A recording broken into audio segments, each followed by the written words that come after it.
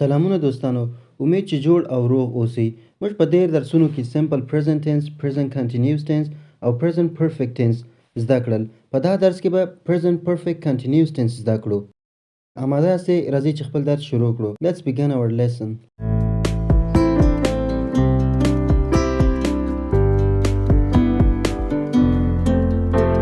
The present perfect continuous tense تعریف داسې دی. Present perfect continuous tense shows an action which is started in the past and still going on and maybe continue to the future.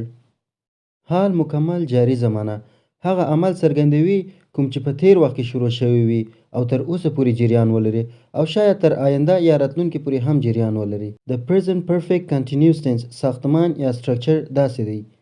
Subject plus have has been plus verb ing plus object.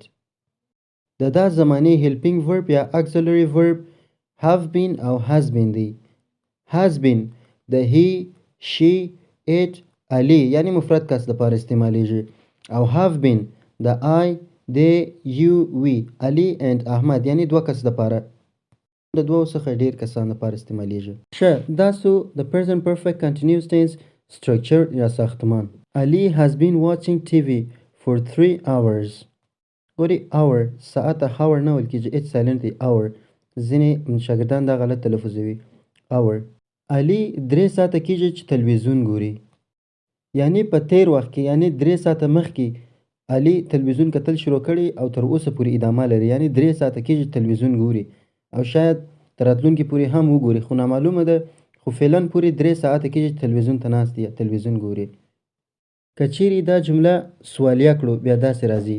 Has Ali been watching TV for 3 hours? آیا 3 ساعته کېږي چې علي تلویزیون ګوري؟ Ali hasn't یا has not been watching TV for 3 hours. دا منفي دی. مثلا علي 3 ساعته نه کېږي چې تلویزیون ګوري. په دې زمانه کې د یو کار د شروع د وخت یا هم د جریان وخت د ښودلو لپاره د سنس او فار څخه ډیر استفاده کېږي.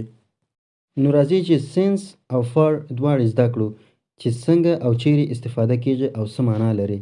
Since is used to indicate the beginning of an action.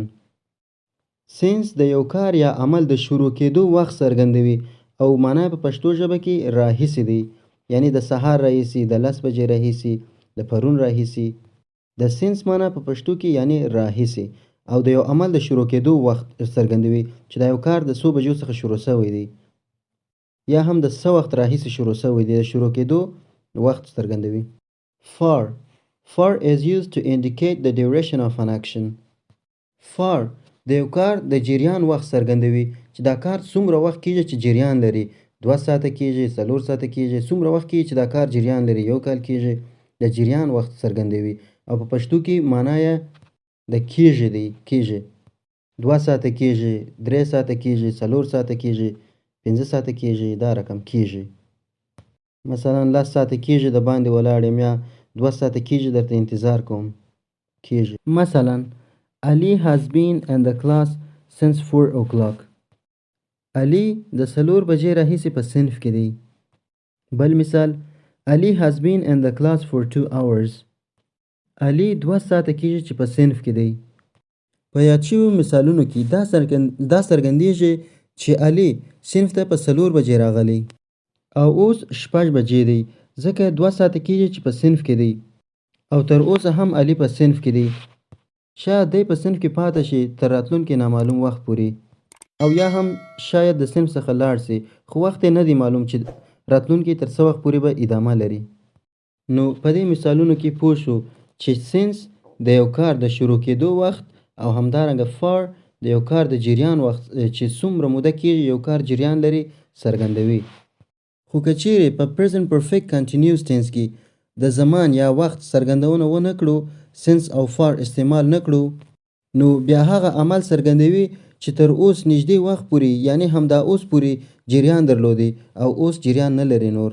مثلا You are out of breath. Have you been running?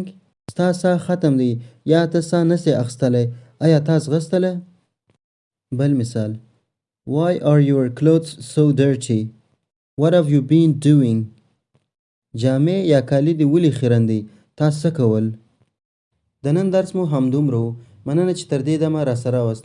د لا زیاتو ویډیوګانو لپاره زموږ کانال سره یو ځای سئ. ښه وخت درته غواړم. د خدای په امان. And tell me what's wrong and why you never